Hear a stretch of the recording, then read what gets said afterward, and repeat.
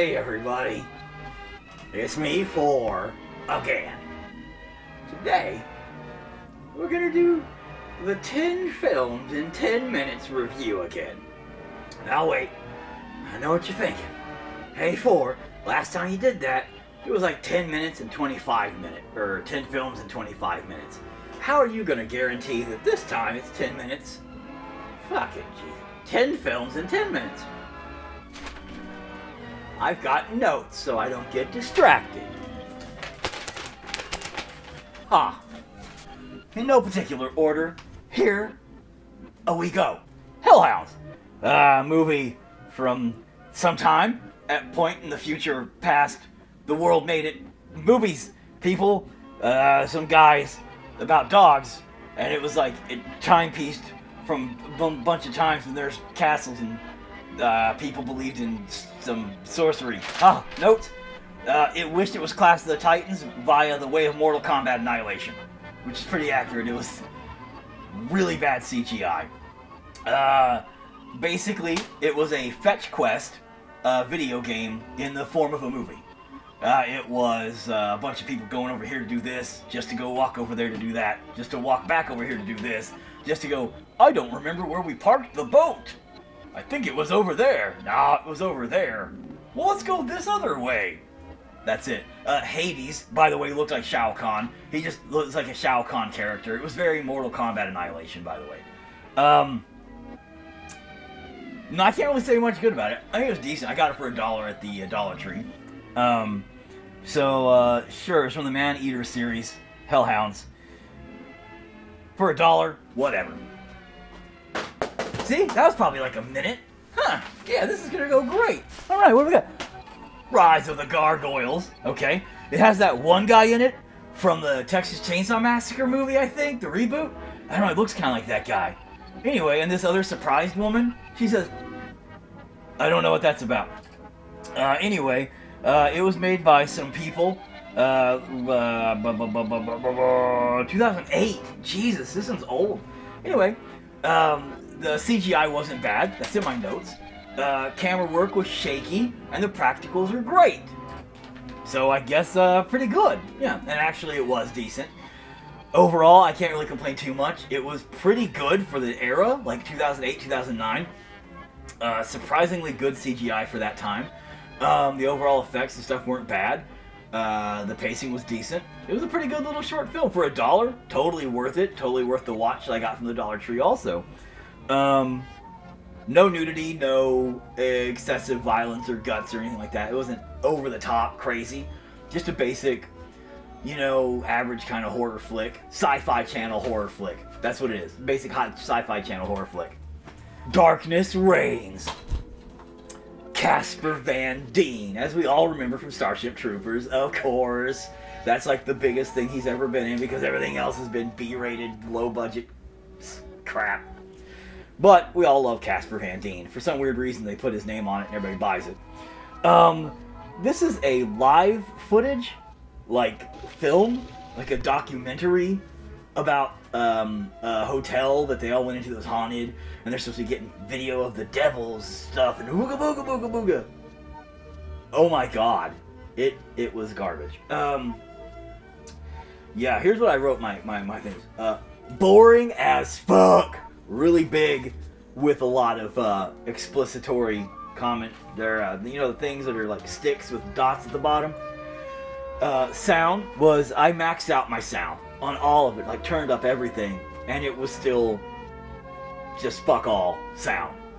Like, I don't think they had mics turned on. I don't think they had the camera sounds turned on. I think they just had like some kind of mouse somewhere in the corner with a tiny microphone, just filming or getting audio from some shithole room 10 rooms down or something, the hallway. It was garbage. It was trash. So whoever did sound on this, yeah, you probably need to fucking go back to kindergarten and learn from the fucking beginning, because your sound was trash. Anyway, took about 30 minutes before anything actually happened. I would say even longer than that, 45 minutes probably before anything actually happened. It was just, you can just fast forward the first half of the movie easy and not miss anything. It's just They're in a haunted place. Ooga booga. The same story as in every haunted documentary, docu-style, found footage movie. You know what I mean? Some of the effects were pretty well done. The burn effects were pretty good. I remember that stuff there. I also wrote down that the mom guts, I laughed out loud. Because in the, there's a scene where one of the filmmaker people go in to a room because he hears his mom, who, Mama? Like, what the fuck? You're not that stupid. Nobody's that dumb to believe. Mama? What's my mom doing here? My mom died like 15 years ago. Maybe she's alive in this next room. And shut up. And her guts are falling out and shit. But the CGI guts. This is made in 2018. 10 years later than that Rise of the Gargoyles there. And they should have gotten the guy from Rise of the Gargoyles to do this. And then finally, the choke scene was excellent. Excellent. But other than that, boring. For $1, I'm probably going to level out my table legs. So, Bride of the Scarecrow. It's a England film, so you know it's crap already because English people have no idea how to make movies. Especially when it comes to scarecrows. Quality-wise, it was alright. Looking-wise, cinematography and things like that, it was pretty good. My thing here said weird lighting. Now the lighting, it had a weird digitally like strange effect. Like I'm not sure what was wrong with it. Maybe it was some kind of layering effect that they did in post production that screwed it up, or maybe it was just like a. I'm not sure what they did, but something went wrong in the lighting somewhere in some of the movie that caused this really strange effect that was very unnatural, very offsetting, and it made you go, oh, that's not supposed to be like that. So that was some mess up there. The pacing was decent at first. Halfway through, it just falls short and it's boring as goddamn. There's no filler halfway through, and then the last part's, you know, the speed action. So, you know, you literally the three phases of a film: character development, introduction, story advancement, plot stuff, and then the final act. Skip the middle part. You know, introduce your characters, get to know them, and then fast forward to the last like 20 minutes, and you're good. Because it's the middle part, that middle 30 minutes is just like, you know, go make some popcorn, maybe run to the store and get some soda and some snacks, go masturbate a little bit if you need to pass the time. I mean, if you're bored, just maybe play some board games with the neighbors, whatever. There's a lot of plot holes in it. There's a lot of plot holes in it, really. Overall, I'll never watch it again. I'm kind of sorry I watched it to begin with. It wasn't the worst thing ever, but it was $1. Anyway, oh god, Jesus, come on. Really? It did that to me? The next thrice I'm going to talk about is the Lake Fear series. So these three go in a row. First of all, Lake Fear 1, which I saw digitally. It was Evil Dead minus Evil Dead. This thing was very Evil Dead-esque, though. Like, they really went for an homage to the Evil Dead. Completely respect for that because, you know, they gave it a good shot. They did try. But it was weird watching it, only because, like, you know they weren't trying to hide it. They were point blank saying, yeah, we just totally homaged it. We totally lifted it. We totally did this. My notes were Evil Dead meets The Ring meets Poltergeist. Pretty accurate. It has to do with a TV and keeping possessed demon things in the TV and then stuff like that. So it had a lot to do with that. I also wrote shitty music video montage trying to be edgy. It really, wow, yeah, that was a terrible, cringe-worthy moment. It was... And then I also wrote Andrew Dice Clay minus the funny. The main guy, in Lake Fear was is the Ash of that movie. Looked like Andrew Dice Clay, which was that hickory dickory dock, I fucked your mother. Oh! From back in the 80s. Yeah, he looked like that guy. Well, interestingly enough, the movie Lake Fear wasn't too bad. Watching it, it's on YouTube. Watching it though, it's like, okay, I can see this being a decent enough movie. Lake Fear 2, aka Lake Fear 2, The Swamp, get ripped apart on spring break. It on the back is very schlocky, low budget looking. I got this for $1 also. That's when on a dollar spree whenever I saw the Halloween movies pop up. Wow, it has nothing to do with the first one at all. I didn't know this. I watched this one first, and then the third one second, and then the first one to see the connection. Because I was like, well, fuck, how am I going to do this if I don't have all three of them known, you know? Lake Fear 2, I have a lot of notes on it. It took 45 minutes before anything happened. I hate that in films. It was literally like 17 people in this fucking frat party group screaming. Okay, like 17 people screaming their heads off for like 20 minutes. No joke. Not kidding. Not exaggerating. Screaming and arguing at each other for like 25 minutes of the film. That's all it was. It's 24 minutes of annoying arguing. Like, seriously, it was they just didn't quit talking. They talked over each other. They yelled over each other. They argued over each other. It wasn't even like, in film, when you write things where people take turns, normally, okay? So that way you can understand the conversation and the flow. No, it was just like 7 people talking at once, and it was just, you literally wanted to punch the TV in the face, then punch yourself in the face too. It was terrible. I hated every minute of that. And you'd fast forward a few minutes just thinking they'd be done. No, they're still driving. There's like a huge driving montage even. Just like a joyride. That's what I wrote here. No acting, just filming a joyride. That's all it was. It was like they got a bunch of people, no acting.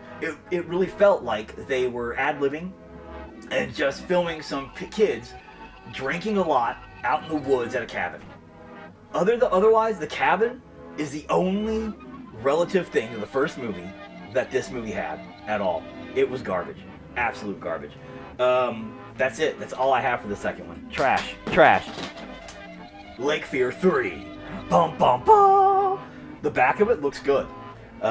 Much better quality images. Does not look like cheap trash. And I thought, okay, this is going to be garbage too. No. This returns to the first movie. This is the sequel to the first movie, not that other one. I don't know what the fuck that was. This is Andrew Dice Clay returning from the first movie. They end up releasing him in the evil again or whatever, and he comes back to fight it. It's 10 times better than the second. That's all I wrote here. I hate montages. That's also what I wrote here.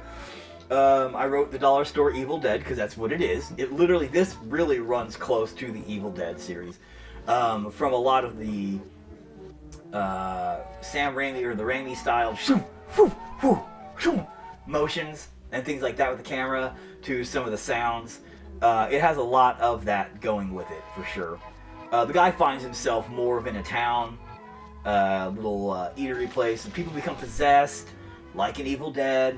And then they can't be killed, and things like that. They're like Deadites. It's a hard homage to that franchise, definitely. It has nothing to do with number 2. I wrote try hard on its build-ups and tension because it had a lot of slow build-ups.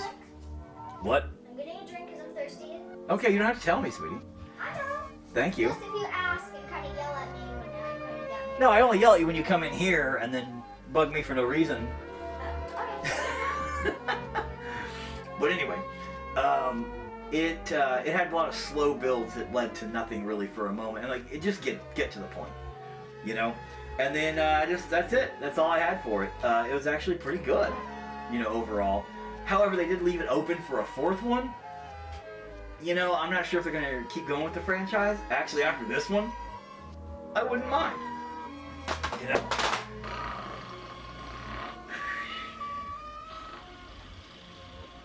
Holy fuck, this movie's boring. Fresh Meat. This is an Australian film, 2012. And this is literally the movie. Okay? Not kidding. I wrote it down. People argue. Someone gets hurt. Power struggle. Control changes. Calms down. Talking for 10 minutes. Repeat for 1.5 hours. That is the entire movie. The movie is about a group of gangsters that find themselves in a house of cannibals. You'd think that would be on course for hilarity, but it's not. There was a movie once called Real Killers that I saw. I think it might have just been called Killers. And it was years and years and years and years ago, where a couple of dudes, killers, got away and found themselves in a house of a family who were killers, and it was amazing. Amazing film, okay? I love that movie. Seeing it a couple times, it stuck with me for my life. It was phenomenal, okay? But this film is a shallow shell of an idea like that. It was some hard thug, and it tried to have some funny moments. And it's not just because it's Australian humor. Australian humor is funny as fuck. But it was just literally the same pattern. So repetitively done that it left nothing for story advancement, for anything really there. And you got bored of it real quick. Like really, really quick. That's it. So Fresh Meat sucked. Sorry. And then we got Stage Fright here. Stage Fright. Now you know what? I saw this cover in many video stores all the time, right? It was phenomenal, by the way. Did not expect that. Never rented it because it was like a musical. It says Glee meets Rocky Horror musical comedy. I hated Rocky Horror Picture Show, by the way. But it was a musical. It had like, it was crazy good. My notes for this. First 10 minutes, I knew it was going to be a perfect film. They had a musical to start off with that was absolutely hilarious. Perfect tone for the film. Perfect, it just went. It's kind of a musical, I should say, because they don't have a lot of musical parts. They do have musical moments, but it's not non-stop musical. Meatloaf is awesome. Duh. Meatloaf's amazing in everything he does. Meatloaf was in Rocky Horror Picture Show, as a matter of fact. So, solid acting, good singing. The ending was expected. That's what I put here. It was a very cliche film, but at the same time, it did not take away from it. It was amazing for what it was and how they worked it. It was great. Stage Fright, 100% worth $1. Damn, I wish I would have bought it years ago and watched it. I wish I would have watched it, rented it, something. Phenomenally good film. Absolutely worth it. And finally, there's a movie called I'm Just Fucking With You. I think I saw it on Netflix just recently. Absolutely amazing. It was absolutely amazing. The movie I'm Just Fucking With You. And that's what it's named, okay? Mind-blowingly good. Like, can't even say enough good things about I'm Just Fucking With You. Watch that film. That film is perfection. From the cinematography, the directing, the acting is phenomenal. The setup, the delivery, the development, the pacing, the scoring. That movie is a 10 out of 10. I'm Just Fucking With You. Beautiful film. Kudos to everybody involved in that film. Stunning, absolutely beautiful film. I'm Just Fucking With You. Perfect film. And I'm not kidding. Perfect film. There we go. 10 for 10. I totally did it in like 20 minutes again. Next time. Find me on all of your favorite social sites and join my insanity. Whee!